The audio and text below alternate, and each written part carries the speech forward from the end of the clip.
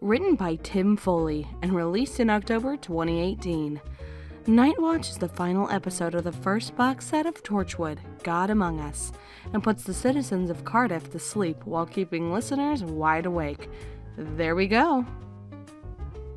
I did not expect to enjoy this box set as much as I did. It's refreshing to have all 4 stories be hits. Makes me feel like I didn't waste some of my money. Continuing on from last episode, a mysterious entity appears in the sky and puts everyone to sleep, except a few key players. Key players being Torchwood, of course, but the immunity is temporary and it's a race against time to find whatever is doing this before everyone goes Rip Van Winkle. What's been interesting throughout this entire box set has been Jack's utter resentment of NG for actions in the previous box set.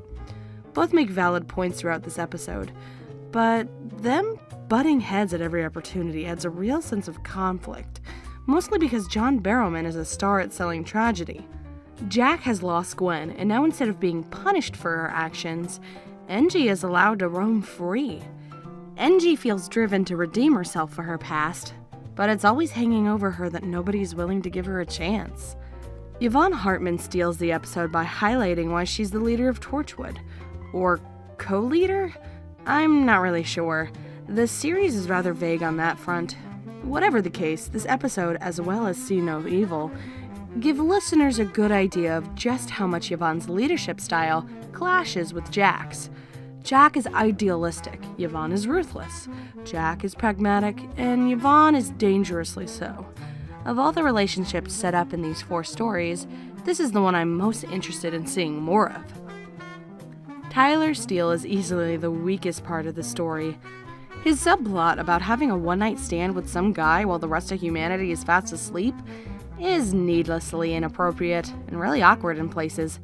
Oddly enough, this one-night stand is necessary to the plot, but in this reviewer's opinion, it could have been handled much better. Orr is not far behind. I've only listened to Night Watch once, but some of her motivations for doing what she's doing aren't always clear. I might have missed a key piece of dialogue. But even if I did, her scenes are rather boring compared to NG, Yvonne, and Jack. That's it for this box set. I do recommend it, people. And if you're a fan of Torchwood, click that subscribe button for more reviews. Press like, then share, then donate, and come back for more audios. If you have any particular audios you want me to review, tweet at me or leave me a comment down below. Until next time.